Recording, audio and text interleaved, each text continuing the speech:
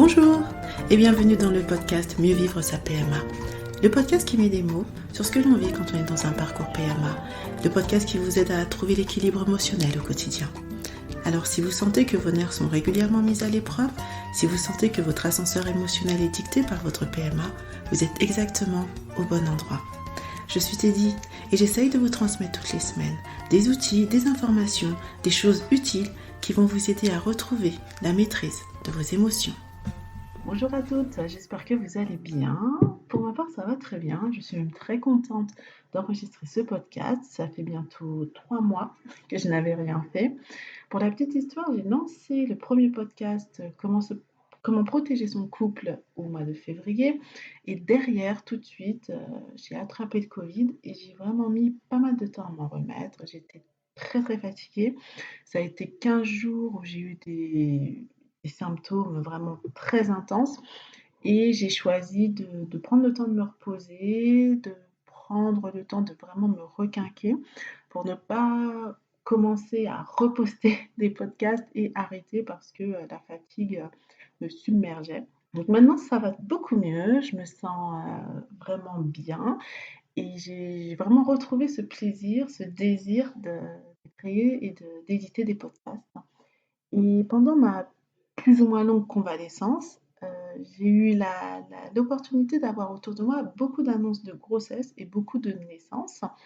Et cela m'a donné l'envie de faire un podcast sur comment se réjouir du bonheur des autres lorsque l'on est en PMA. Pour ma part, c'est pas une situation qui me posait problème. J'ai toujours vraiment su majoritairement me réjouir du bonheur des autres et être content. Mais je sais que c'est beaucoup plus difficile pour certaines personnes et je pense que ce podcast peut vraiment aider, des personnes qui sont en difficulté avec, l'annonce de grossesse ou de naissance et avoir des informations pour vous permettre de comprendre pourquoi vous réagissez comme ça et aussi avoir des billes pour essayer de vivre cette situation moins difficilement. Vous êtes toujours sur Mieux vivre sa PMA, le podcast qui vous donne des solutions concrètes, efficaces et utiles pour permettre de mieux vivre et de mieux accepter votre parcours PMA. Donc aujourd'hui, on va parler du bonheur des autres quand ils ont des enfants ou quand ils apprennent qu'ils sont enceintes et qu'ils viennent à nous pour nous l'annoncer. Donc je vous disais en introduction que ça a toujours été assez simple pour moi d'accepter ce genre de situation, mais c'est vrai que je me souviens d'une situation particulière où cette annonce m'a complètement chamboulée. Ma meilleure amie qui avait à l'époque déjà un premier enfant m'avait déjà prévenu quelque temps avant qu'elle souhaitait en avoir un deuxième. Quand elle me l'a annoncé, j'étais très contente pour elle. Et le jour où elle m'appelle pour me dire que c'est bon, elle est enceinte, là, j'ai craqué. Je j'ai j'ai pas compris ce qui s'était passé. Alors, c'est vrai que j'ai ressenti vraiment un serrement au fond de mon ventre et là, j'ai eu tout un défilement de pensées et je me suis dit: «Mais merde quoi!» Enfin, presque je me suis dit: «Déjà, mince, elle me l'a annoncé il y a quelques mois et déjà ça marche pour elle» et j'étais vraiment saoulée, ça m'a vraiment énervée. J'ai vraiment eu un sentiment d'injustice, de me dire que c'est pas possible. Il y a des gens pour qui tout coule de source. Il y a des gens pour qui tout est simple. Et rien que le fait de m'être dit ça, j'ai commencé à ce moment-là à remettre en cause toute ma vie et à la comparer à elle. Donc je suis rentrée, mais ça a été très rapide. Je suis rentrée dans une forme de elle, de toute façon, son boulot, il lui plaît, c'est génial, son boulot, il est génial. Alors que moi, clairement, à cette époque, mon boulot, je l'adorais parce qu'il était très intéressant, qu'on me donnait plein de responsabilités et qu'en plus, ils étaient hyper compréhensifs par rapport au fait que je m'absente pour faire tous mes rendez-vous, protocole PMA. Mais quand j'ai eu cette annonce, j'ai complètement dévalorisé mon travail. J'ai commencé à envier son couple, la communication qu'ils avaient, à l'intérieur de leur couple, alors que moi, à ce moment-là, mon couple ne posait pas de problème en soi. J'ai commencé à dévaloriser «ma vie» entre guillemets et à me dire que moi, de toute façon, tout ce que j'essaye de faire, tout ce que j'essaye d'entreprendre, c'est dans la difficulté, c'est dans le labeur, c'est dans et là, vraiment, j'avais qu'une envie, c'est prendre mon téléphone, appeler ma thérapeute qui m'accompagnait à cette époque et avancer mon rendez-vous, qu'elle me prenne en urgence parce que là, je pouvais plus, j'étais complètement en train de craquer. Alors, c'est vrai qu'à ce moment-là, j'étais en protocole et en général, moi, quand je suis en protocole, je suis à moitié en dépression. Donc, peut-être que ça a un peu accentué les choses, mais c'est vrai que ça n'allait pas du tout. Et cet épisode m'a vraiment, donné à réfléchir parce que je me suis dit: «Ouh là là, mais ça va être un peu compliqué pourtant ma belle, si finalement, dès qu'on t'annonce une grossesse, c'est comme ça que tu le vis, dans quoi est-ce que tu rentres?» Le temps a passé, j'ai réglé ce problème grâce à l'aide de ma thérapeute, et quand ma meilleure amie a accouché, j'étais vraiment très contente pour elle, c'est vraiment passé. Mais du coup, c'est vrai que je comprends que pour certaines personnes, ça puisse être assez difficile de vivre ce genre de situation et que de les vivre de cette manière-là, je dirais vraiment de manière, frustrante, ça peut être très compliqué. C'est pour ça que j'ai voulu faire ce podcast, pour expliquer en fait comment on peut trouver des solutions pour vivre différemment ce type d'annonce. Tout d'abord, ce qu'on va voir, c'est pourquoi c'est si compliqué de se réjouir du bonheur des autres. Donc, ce qu'il faut savoir, c'est que c'est complètement normal d'envier les gens. C'est complètement normal dans la mesure où ça va nous aider à créer nos propres objectifs, à créer notre propre ambition. Être inspiré par les autres, c'est complètement normal. Et c'est même notre survie qui en dépend parce que, en fait, la comparaison peut nous aider à évaluer notre propre vie et donc ensuite de se dire: «Attends, maintenant je veux obtenir ce résultat-là, qu'est-ce que je dois mettre en place pour l'obtenir?» Maintenant le problème vient lorsque cette envie nous empêche d'avancer et là, très clairement, ce qui s'est passé avec mon meilleur ami, c'était ça, ça m'a empêché d'avancer donc et ça m'a vraiment mis dans une situation bloquante et là, ça commence à être problématique parce que quand c'est de manière anecdotique, ça va, c'est normal dans la mesure où je pense qu'on a tous besoin de temps de pause. On ne peut pas se réjouir tout le temps du bonheur des autres, mais quand cette stratégie d'isolement et de non-réjouissance du bonheur des autres devient finalement un une façon de vivre, donc on va s'isoler des gens, là, ça pose réellement un problème. Pourquoi est-ce si compliqué de se réjouir du bonheur des autres? Donc le premier point, c'est parce qu'on a tendance à penser que les personnes que l'on côtoie, nos proches, nous sommes complètement liés et comme nous sommes liés dans les bons moments et dans les mauvais moments et quand un bon moment arrive à une personne, on est complètement convaincu que ce bon moment doit nous arriver aussi au même moment.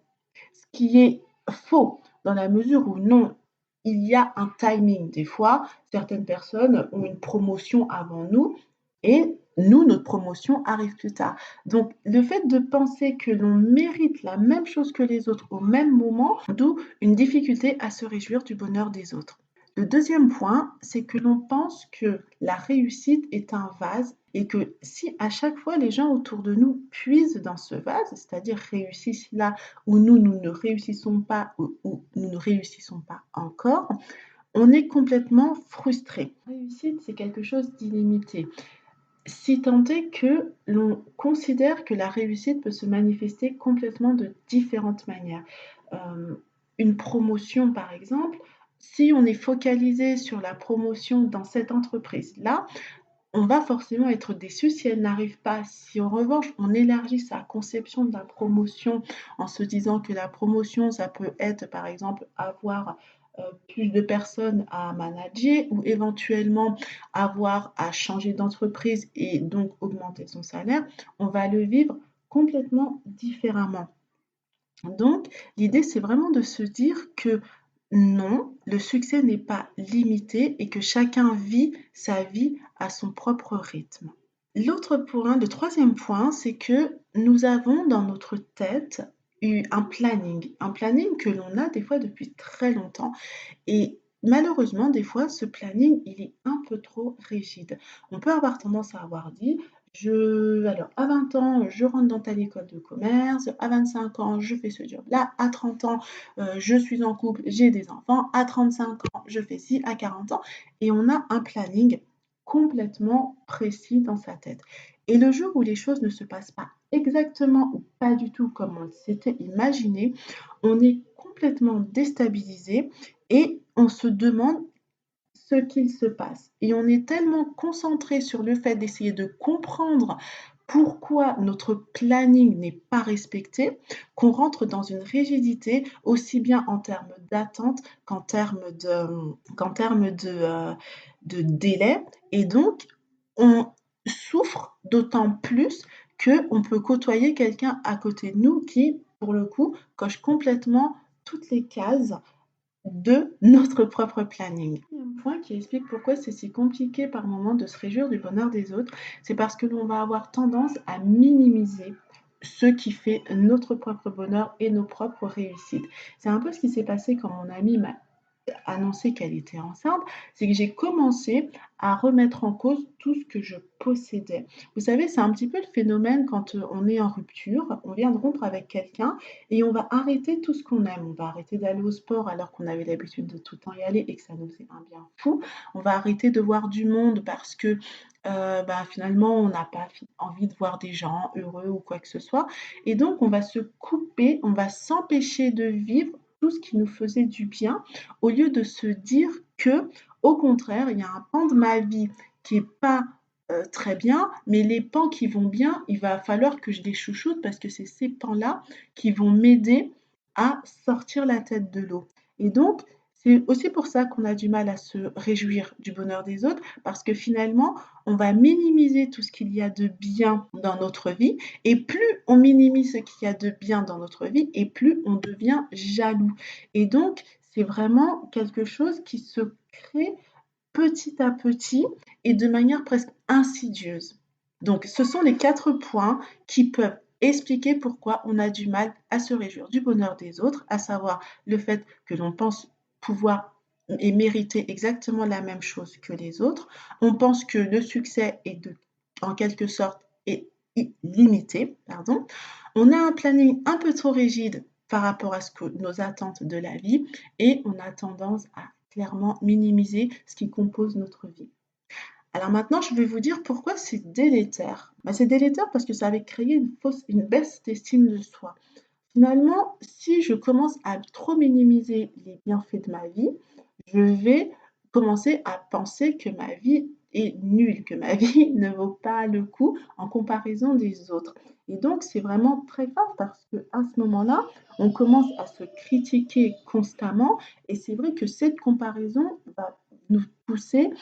On est toujours perdant face à une comparaison. Au bout d'un moment, notre cerveau va revenir vers nous. Au début, on peut être dans l'aigreur et de dire, de rendre responsables les autres de nos propres échecs, mais finalement, on va finir par revenir vers nous.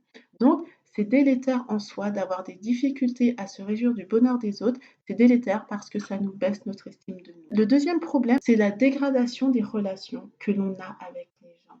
Actuellement, j'accompagne une personne qui me dit: «Moi, je profite du Covid et de toutes les restrictions de circulation pour arrêter de voir mon frère et ses 3 enfants».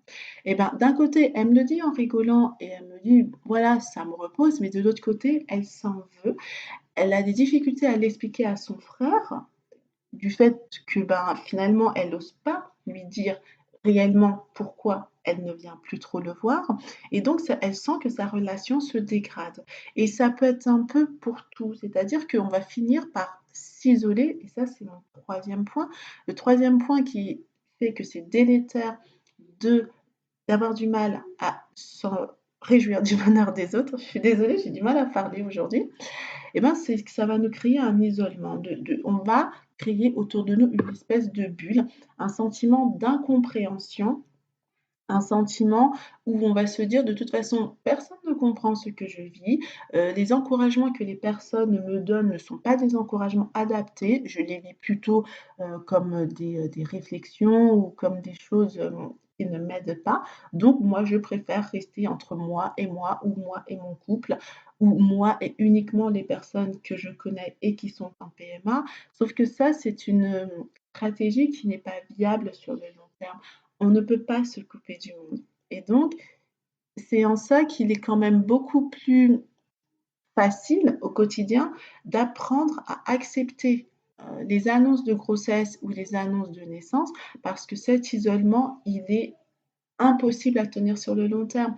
Si les femmes arrêtent de faire des enfants, c'est le début de la mort de la Terre, de nous, de l'être humain. Donc, on ne peut pas finalement se dire que notre stratégie, c'est je m'isole des personnes qui, elles, sont fertiles. D'avoir des difficultés à se réjouir du bonheur des autres ou à être un peu trop envieux, c'est une baisse d'estime de soi, c'est une dégradation des relations avec nos proches et c'est de l'isolement. Donc, il faut vraiment, à mon sens, essayer de travailler sur ces différents aspects. Maintenant, vous allez me dire, comment est-ce que l'on fait pour se défaire de son sentiment de jalousie? D'abord, le premier point, c'est d'essayer de comprendre ce qui nous rend réellement jaloux.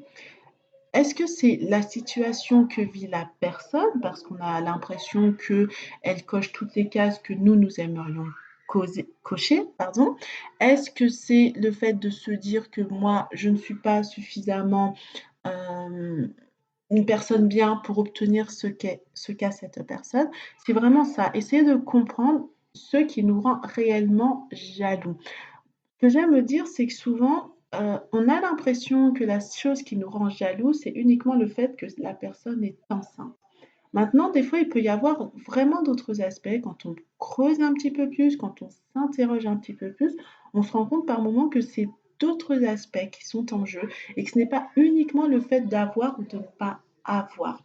C'est des fois le fait de se dire que mon identité est complètement remise en cause parce que je n'arrive pas à avoir des enfants ou que j'ai des difficultés à avoir des enfants. Ça peut être aussi parce que j'ai l'impression que je ne respecte pas le planning que j'ai mis en place. Mais c'est vraiment d'essayer de comprendre ce qui nous rend jaloux et pas uniquement se dire je suis jaloux ou jalouse parce que cette personne réussit à avoir des enfants.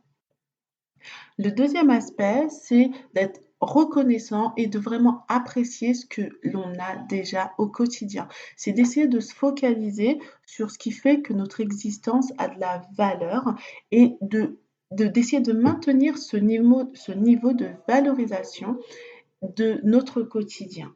Souvent, moi j'aime donner cette comparaison, c'est de dire que quand on regarde Facebook, on se dit: «Ah bah dis donc, elle va au restaurant tout le temps». Jadis, vous savez, à l'époque, on se dit: «Voilà, telle personne voyage tout le temps» ou «Telle personne fait des choses extraordinaires à son travail» ou «Elle fait des choses extraordinaires avec son enfant» et du coup, on va avoir tendance à se dire que, ben, nous, notre vie, elle est un petit peu plan-plan, elle est un petit peu, heu, pas géniale. Donc dans ces moments-là, c'est de se dire: Est-ce que c'est vrai? Est-ce que vraiment ma vie n'est pas excitante? Est-ce que vraiment ma vie n'est pas mieux que la vie de l'autre?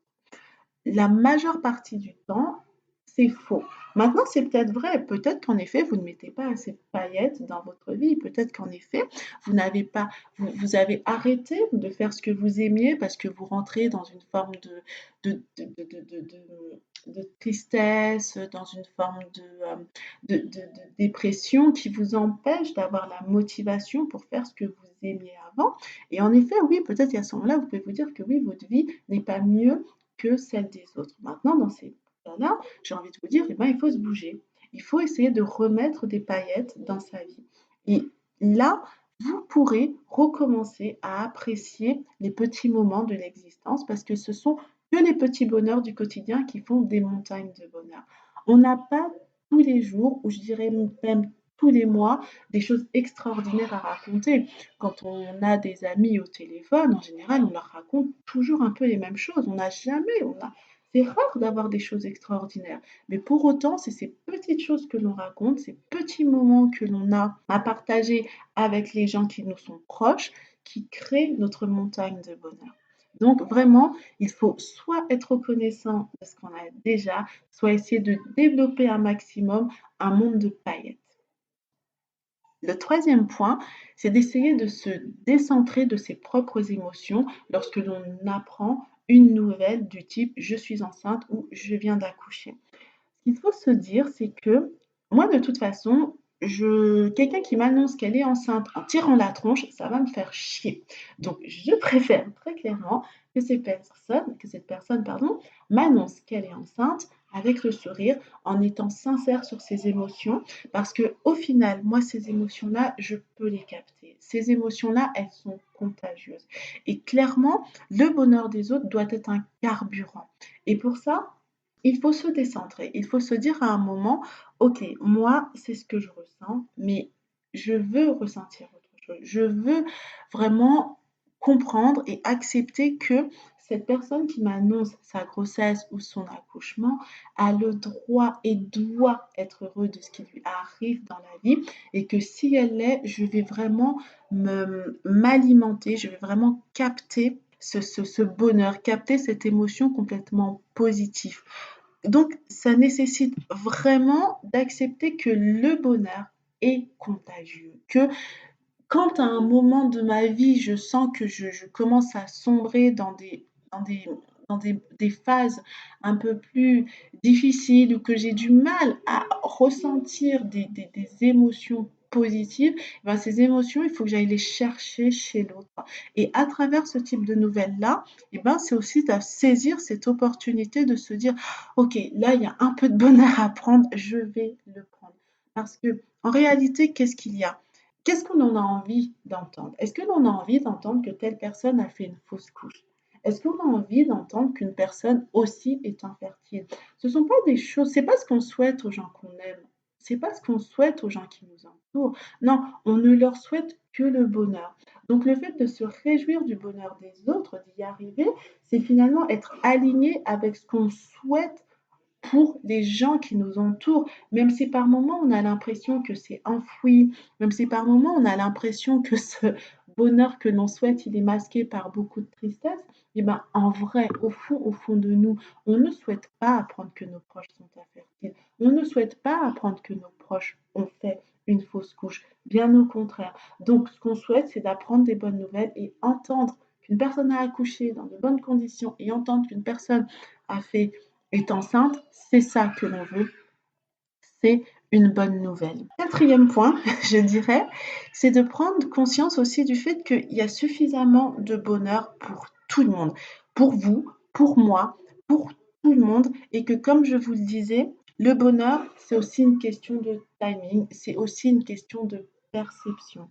Alors oui, vous allez me dire, ouais, enfin bref, moi j'ai vraiment envie d'être maman, j'ai vraiment envie d'être papa, et là tu es en train de me dire que c'est normal d'attendre 8 ans, 10 ans pour être papa ou maman, ou c'est peut-être normal pour moi de ne pas, de devoir accepter que je n'aurai peut-être jamais d'enfant. Oui, oui, je suis en train de dire que il y a aussi possibilité de trouver une forme de bonheur, quelles que soient les circonstances de la vie, quel que soit ce qui nous arrive, on peut y trouver du bonheur. Je pense que vraiment, et il y a un podcast qui sera complètement dédié sur cette acceptation et sur cette capacité à trouver du bonheur en tout, parce que je pense que c'est un véritable sujet qui a complètement sa place. Mais oui, oui, on peut trouver du bonheur en tout. Les situations ne changeront jamais. Jamais, jamais, jamais. C'est comme ça.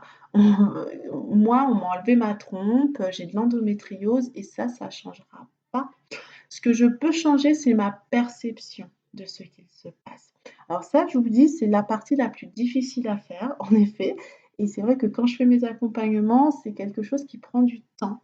C'est quelque chose qui nécessite beaucoup, beaucoup de remise en question. C'est quelque chose qui chamboule beaucoup. Mais en même temps, c'est quelque chose qui est très libérateur. Et une fois qu'on a réussi à être convaincu et à croire sincèrement au fond de soi, dans ses tripes, que on peut trouver du bonheur en tout, on vit de manière beaucoup plus soulagée parce qu'on se dit: «OK, là, la vie m'a apporté quelque chose que je considère complètement merdique, mais il y a une raison et les choses vont s'arranger pour moi, sous une forme que je ne connais pas tout de suite, que je ne maîtrise pas, mais les choses vont s'arranger pour moi». Et je vous assure, en effet, c'est un travail qui est très dur à faire et que tant qu'on ne l'a pas fait, il peut être compliqué d'entendre ce point de vue-là, mais c'est vraiment quelque chose qui fonctionne. Le dernier point qui peut aider à se réjouir du bonheur des autres, non, l'avant-dernier, pardon, c'est d'arrêter de se comparer avec les autres. C'est vraiment de se dire que j'arrête. Je prends cette décision d'arrêter de me comparer aux autres parce que chacun brille d'une manière différente et chacun brille à des moments différents. Et que la comparaison est complètement inutile et même délétère. Si l'on arrête de se comparer aux autres, on arrête donc de s'automutiler et donc de se trouver des mauvais points. Et ça, c'est vraiment quelque chose qui peut vraiment nous aider à gagner en estime de soi et à gagner en confiance en soi et donc à avoir une force mentale beaucoup plus forte pour traverser les épreuves de la PMA. Là, tous les conseils que je vous donne, c'est des conseils qui, au final, vont vous aider à traverser les épreuves de la PMA. La PMA, elle sera toujours là. Le délai de conception de votre enfant sera toujours aussi long, mais l'idée, c'est d'avoir des astuces pour réussir à traverser les choses différemment. Un autre point qui peut vous aider, c'est vraiment de vous dire, OK, maintenant je me confie. Maintenant, je dis aux gens que je ressens de la jalousie et que c'est difficile pour moi d'entendre les annonces de grossesse. C'est difficile pour moi de me réjouir de ce bonheur parce que j'ai l'impression que moi, ça ne va jamais aller. En montrant finalement notre vulnérabilité, en montrant aux autres nos émotions, c'est faire un pas vers eux et c'est réouvrir le dialogue avec les personnes. Et c'est d'ailleurs le conseil que j'ai donné à la cliente que j'accompagne qui a des difficultés à voir ses neveux et nièces, c'est de lui dire, parle-en à ton frère, dis à ton frère en toute sincérité ce que tu ressens, montre ta vulnérabilité. Ton frère t'aime et il va te comprendre. Vous allez peut-être me retorquer que des fois, oui, il y a des gens qui, même si on montre notre vulnérabilité, ne vont pas la comprendre et vont par moments nous retorquer que c'est peut-être de notre faute, c'est nous qui avons choisi d'être en PMA, que finalement la vie sans enfant, c'est pas si compliqué que ça, que par moment, il faut peut-être accepter simplement ce que la vie, hein, c'est comme ça, c'est Dieu, entre guillemets, qui a choisi que tu n'auras pas d'enfant, il faut peut-être pas que tu rentres dans des process. Enfin, les gens, il y aura peut-être forcément, oui, enfin, il y aura peut-être des gens qui vont vous argumenter des choses. Et vous vous dites peut-être, est-ce que ça vaut vraiment le coup de nous montrer vulnérables, de montrer ce que l'on ressent vis-à-vis de ces gens-là? J'ai envie de vous dire que ce que pense la personne, ça la regarde elle. Ça ne vous regarde pas. Vous, vous faites un acte libérateur pour vous, un acte de reconnexion à vous-même et à la personne. Le fait de vous montrer vulnérable, c'est en même temps de vous parler à vous-même et vous vous dites, OK, j'accepte que ces situations-là me mettent dans des états pas possibles. J'accepte que ce soit difficile pour moi et vous faites un travail en plus en allant vers cette personne pour reconnecter avec elle. Mais la réaction de cette personne, si elle le prend de telle ou telle manière, ça lui appartient. Mais la chose, vous la faites pour vous, pour pouvoir avancer, pour pouvoir avoir cette capacité et retrouver cette capacité à vous réjouir du bonheur des autres et à sortir de l'isolement dans lequel vous êtes peut-être emmené. Et vraiment le dernier point, et je dirais c'est un point qui rassemble un petit peu tous les points que j'ai listés plus tôt, c'est de vraiment se dire que il y a une perception des choses et je veux pouvoir changer ma perception des choses. Et que si la perception des choses que j'ai actuellement me fait du mal, me pose problème, c'est que oui, j'ai besoin d'en transformer. Et ça s'appelle essayer de changer sa manière de penser et avoir d'autres pensées qui sont tout aussi réelles pour nous, auxquelles on peut réellement se rattacher, mais se rattacher de manière tellement forte que la pensée actuelle qui nous empêche de vivre et d'être heureux, elle est complètement balayée. Et c'est aussi d'essayer de penser les femmes enceintes comme autre chose que des rivales, comme autre chose que celles qui ont ce que vous n'avez pas. Il faut essayer de les penser, peut-être de manière indispensable, je ne sais pas, mais c'est d'essayer de les penser différemment que la manière dont vous les pensez actuellement. Donc voilà, j'en ai terminé pour les quelques conseils qui peuvent vous aider à sortir de ce sentiment d'envie et de jalousie que certaines ou certains peuvent par moments ressentir. Mais en revanche, voilà, ce que je voulais aussi vous dire, c'est que si cette jalousie devient vraiment incontrôlable, enfin, il faut vraiment pas hésiter à en parler à un professionnel qui, pour le coup, pourra peut-être vous aider à y voir un peu plus clair.